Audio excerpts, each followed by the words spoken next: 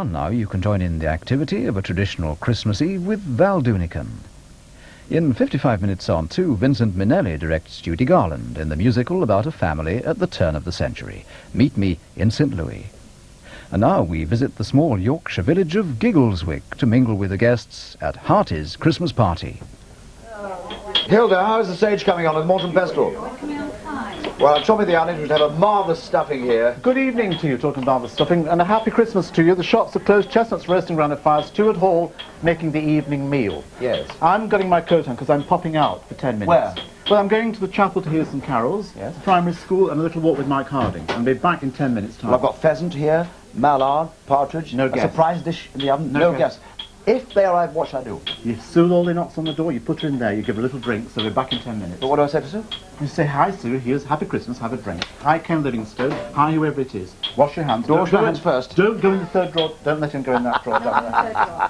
Off you pop, don't be long. Bye-bye. Right, come on, Hilda. We're very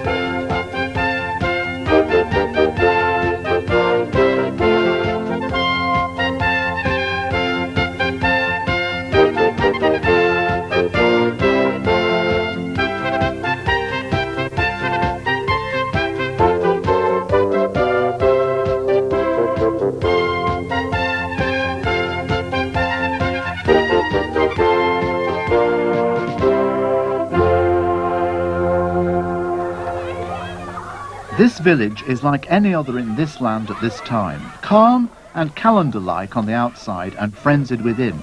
The primary school is preparing for the pantomime Cinderella, and nerves are stretched a little tightly.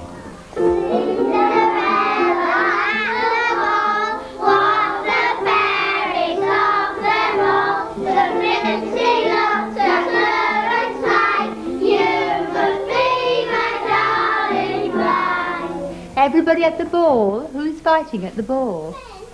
Ben? You'll get turned into a pumpkin. Come on. And on comes Prince Charming, dressed in a pair of old curtains and wearing a meringue of Brillo pads. He runs in with a slipper. Say good night. But the chief mouse has a serious identity problem, or I have. Mouse, I've told you once. I've You don't listen. Do you? What? You don't listen to I say. It's Father Christmas coming to your house because it's coming to his.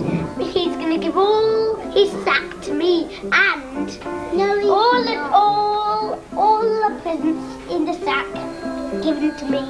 Harry isn't. No. He is, Peter. He isn't. He is.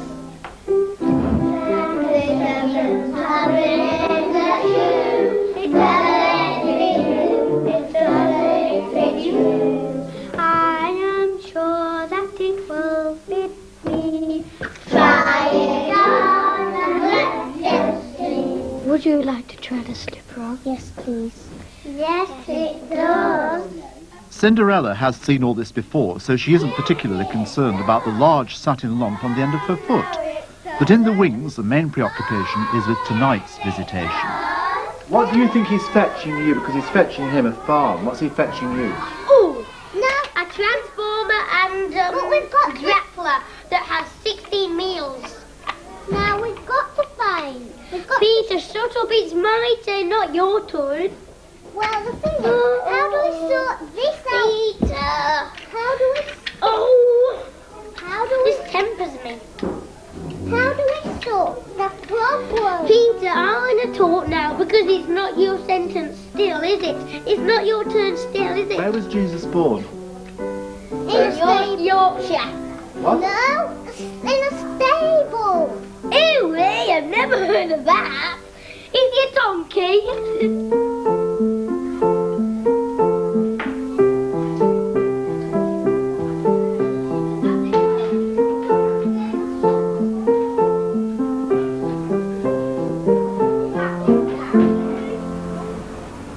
This part of the world breeds a tough race, and if there's going to be a party, you'll need to get into training, boots and all. And over in the neighbouring Dale of Dent, there's an old friend who likes his breath of fresh air. We share the same chemist and the same chip shop, and he has unorthodox views of this patch of land. even at Christmas time. Some people know him as the Rochdale Cowboy. I know him better as Mike Harding, chief rambler of these parts. Well, you've got the Jehovah's Ramblers, and they're the sort of people who sneak up on you when you're not looking and shove a copy of the Watchtower in the back of your rucksack. And there's the Harry Krishna Ramblers, who wear saffron-coloured cagoules and walking trousers and bang gongs and sing Hare Krishna as they're going across fields. A lot of them get killed by bulls because they don't particularly like the gongs and the Hare Krishna bit. And then there's the masochistic ramblers. They're the sort of people who only do things if it really hurts, you know. Aren't you president of something, I hear? I'm president of the Ramblers Association, which is an honorary sort of position, and it's a 3-year term.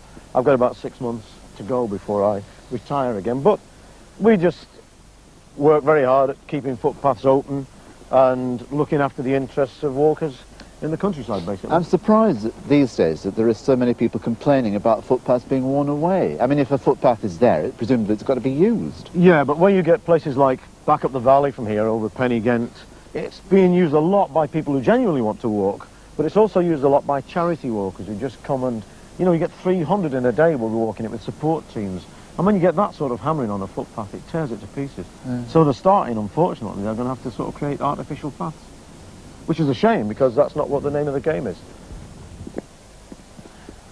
Well, about 200 years ago, this would have been the M1 of this area because it's an old pack horse route going over to Plapham Way and connecting Ribblesdale back behind and ultimately over into Malhamdale, of course.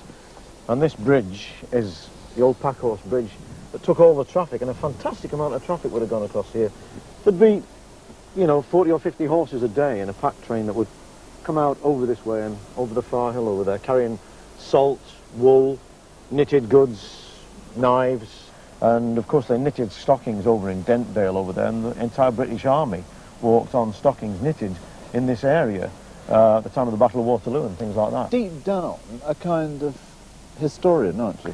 I like finding out about the places I'm walking through. To me, the landscape lives when you know something about it, not just that you're walking through it ignorant. And if you know what's gone on here, the way the landscape's been shaped, it's fascinating. And at the moment, I'm working on a long-term project, taking photographs of all my neighbours and people that I know in the Dale, people working. Just going to leave it behind me when I've gone as a record of life in the late 20th century in the Yorkshire Dales. When grown gentlemen stood on bridges talking to each other.